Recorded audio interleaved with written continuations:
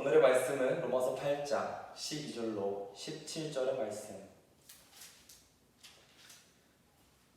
제가 가진 성경 신약 248페이지에 기록되어져 있습니다. 로마서 8장 12절로 17절의 말씀 제가 받들어 봉독합니다. 그러므로 형제들아, 우리가 빚진 자되 육신에게 져서 육신대로 살 것이 아니니라. 너희가 육신대로 살면 반드시 죽을 것이로되 영으로서 몸의 행실을 죽이면 살리니 무릇 하나님의 영으로 인도함을 받는 사람은 곧 하나님의 아들이라. 너희는 다시 무서워하는 종의 영을 받지 아니하고 양자의 영을 받았으므로 우리가 아빠 아버지라 부르짖느니라.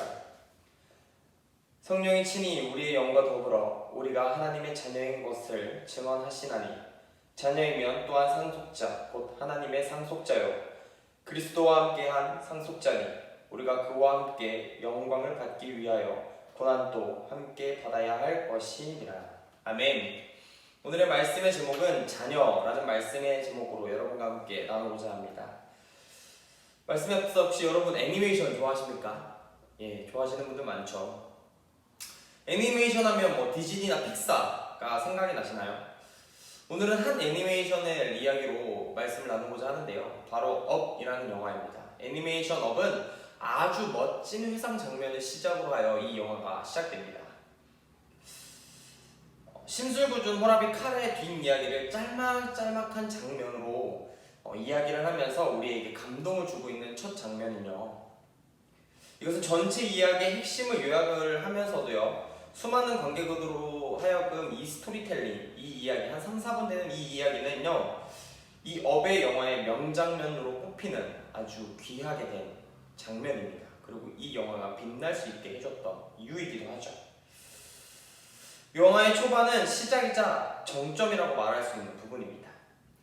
성경에도 이 정점이 등장을 합니다.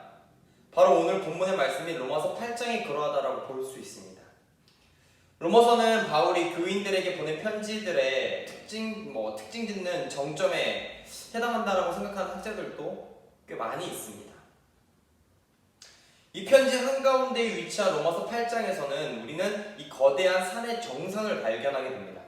어쩌면 이 장이 그리스도께서 완성하신 사역의 핵심을 묘사하는 신약의 정점이라고도 말할 수 있을 것입니다. 로마서 8장에 또 영화의 업처럼 명장면 중에 명장면인 신약이라고 하면 이 신약도 여기서가 바로 이 명장면 중에 명장면이라고 할 수 있겠죠. 이 장은 하나님의 구속 이야기가 어떻게 우리를 완전히 뒤바꿔 놓았는지 보여주는 거대한 전경 속에서 우리를 인도하고 있습니다. 즉 고통에서 축제로, 종살이에서 자유로, 그리고 죽음에서 생명으로 부활로의 모습을 보여주고 있는 것이죠. 성경의 수많은 장 가운데서 자세히 알아야 할 장을 하나 딱 선택하라고 한다면 아마도 여러 장들이 있겠지만 로마서 8장을 선택할 수 있을 것입니다. 그리고 다른 장들에 비해 또 다 중요하지만 그만큼 중요한 장이 없을 것이라는 이야기죠. 하나님은 우리를 그리스도 안에서 변화시킵니다. 로마서 8장을 탐구하면서 우리는 그리스도인들이 급진적인 변화를 경험했던 사실을 보게 될 것입니다.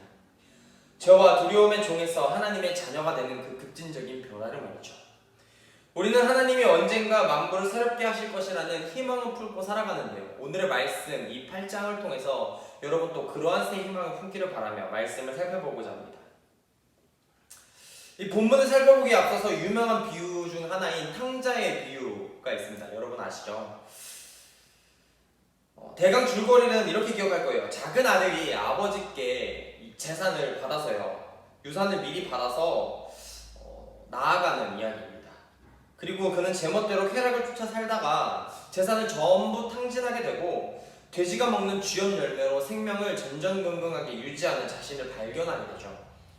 그리고는 집으로 다시 어떻게 하면 돌아갈까 고민하다가 안면은 철판 깔고 다시 집으로 돌아갑니다. 그리고 자신의 인생이 어떻게 변화될 것이라고 상상하며 터벅터벅 걸어가고 있죠. 아들이 집이 돌아왔을 때 아버지는 머리를 이렇게 절레절레 가로짓거나 한 손에는 삽을, 다른 손에는 작업복을 든 채로 그를 맞이하진 않았습니다. 뭔가 이렇게 야 너! 하면서 혼내려고 맞이하진 않았다는 것이죠. 오히려 아들에게 뛰어갔어요. 그리고 그는 아들을 끌어안고 종이 아닌 아들의 지위를 확인시켜 주었습니다. 그리고 아들이 자신에게 입혔던 상처와 어리석은 선택에 관해서는 일체의 언급도 하지 않았고, 아버지는 잃어갔던 아들을 축하해주며 더욱더 큰 성대한 파티를 벌입니다. 아버지는 아들의 모든 것을 용서한 이 장면을 보면 우리는 참 대단하다고 생각되죠. 아버지가 자신의 종이 아닌 아들로 영접해 주었을 때 아들이 느꼈을 감사와 사랑을 한번 상상해 봅시다. 하나님의 은혜로 우리가 경험하게 되는 변화를 요약한 로마서 8장 12절로 17절인 오늘의 본문의 말씀을 읽었을 때 우리도 이 아들과 같은 느낌을 받게 될 것입니다. 본문에 앞서 바울은 육신을 따라 사는 것과 성령님을 따라 사는 것을 대조하면서 육신에 있는 자들은 하나님을 기쁘시게 하지 못한다라고 로마서 8장 8절을 통해서 우리에게 이야기하고 있습니다. 이 경고는 육신에 따라 사는 것의 심각성이 얼마나 큰지, 얼마나 잘못되고 있는지에 대해서 우리에게 경각심을 불러일으키고 있습니다. 따라서 혹시라도 육신을 따라 살고 있지 않는지 자신의 삶을 면밀하게 되돌아보아야만 하며, 만일 그렇다면 그것은 하나님과의 관계에서 어떤 의미를 주는지 생각해 봐야 한다는 것이죠. 바울은 그러한 우려를 예상했고, 그래서 본문에서 이러한 문제에 대해서 다뤘던 것입니다. 만일 우리가 그리스도 안에 있다면 우리는 더 이상 육신의 종이 아니라는 것입니다. 그리스도께서 우리를 해방해 주셨고 성령님이 우리 안에서 남아 있는 몸의 행실을 죽일 수 있게 도와주십니다. 잘못된 것을 치울 수 있게 성령님은 도와주시죠. 그리스도인이라면 여전히 죄를 지을 수밖에 없는 건, 안 지으면 좋겠지만 사실 그리스도인이라도 죄를 지을 수밖에 없는 건 사실입니다. 그러나 복음의 능력이 우리로 하여금 더 이상 죄의 종노릇하지 않도록 우리를 변화시킵니다.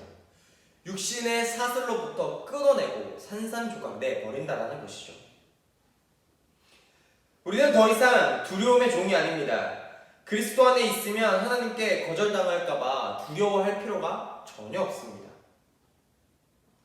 우리가 계속해서 치르게 되는 육신과의 전쟁은 언젠가 우리가 하나님으로부터 분리되는 것으로 끝나지 않을 것이라는 겁니다. 왜 그럴까요? 양자의 영에 종의 영을 대체해버렸기 때문입니다. 우리는 이제 하나님의 아들과 딸입니다. 요즘처럼 바울이 살았던 시대 속에 아이는 입양한다는 것은 참 지금도 힘든 일이지만 그때도 힘든 일이었고, 우리가 있었던 그 당시 우리에게 입양이라는 제도가 있는 것처럼 바울이 살았던 시대에도 제도가 있었어요. 그래서 아이가 입양되는 절차를 통해 새 가족의 품으로 들어갈 수 있습니다. 입양을 통해 아이는 가족의 다른 자녀들과 똑같은 권리를 부여받습니다. 이전에 있었던 관계와 의무, 그리고 채무는 아예 다 끝이 난다는 것입니다.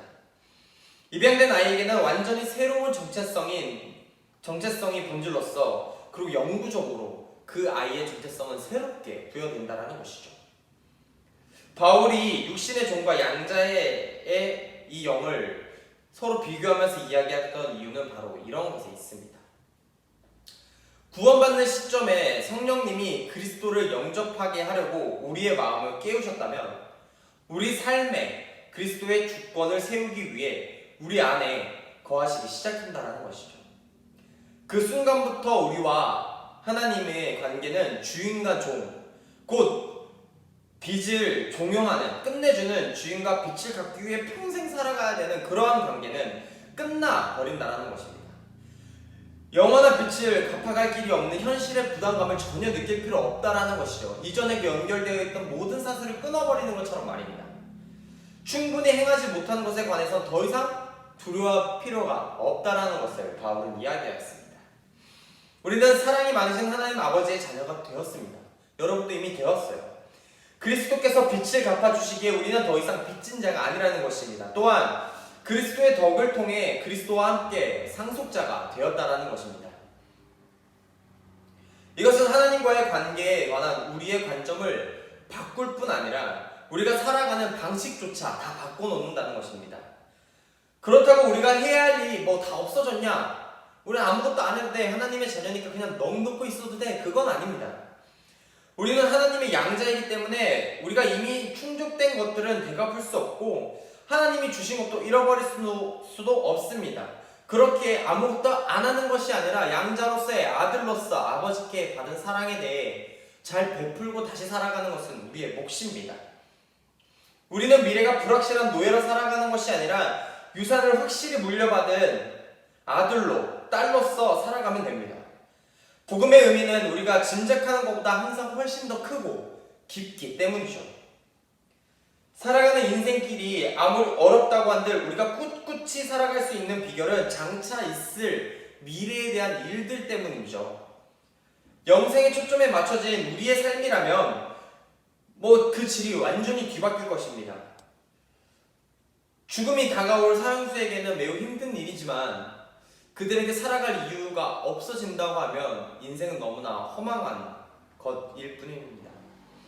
우리도 똑같이 사형수와 똑같습니다. 죽음은 언젠가 우리에게 도래할 것이고 우리는 언젠가 죽을 것입니다. 영화 소복이라는 영화가 있었어요. 최근에 이 공유가 주연으로 나오는 영화죠.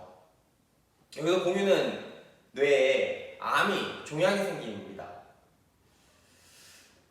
근데 이 종양이 생긴 사람에게 살아갈 힘이 없지만 살아갈 이유가 생긴 것은 누군가를 지켜야 하고 누군가를 잘 케어해야 된다는 생각에 이 영화는 계속 살아갈 이유가 무엇인지 되묻고 내가 왜 죽지 않고 살아야 되는지에 대해서 묻고 있어요. 마찬가지입니다.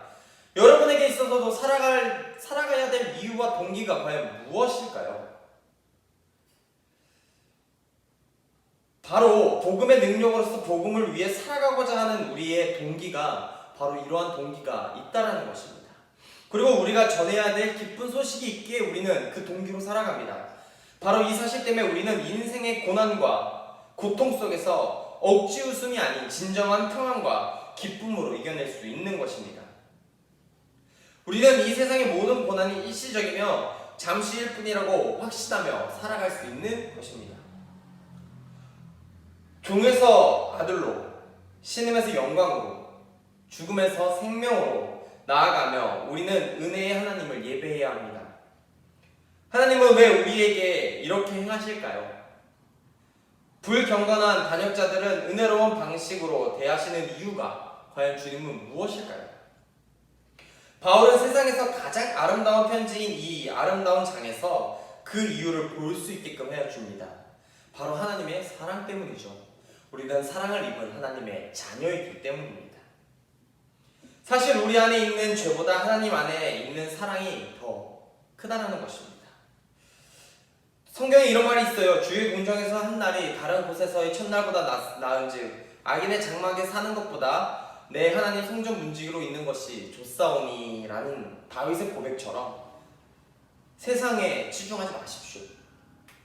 우리는 주님의 문지기라도 행복하건대 이미 양자로 선택받았고 주님의 사랑을 듬뿍 받으며 살고 있습니다. 그리고 살아갈 것입니다.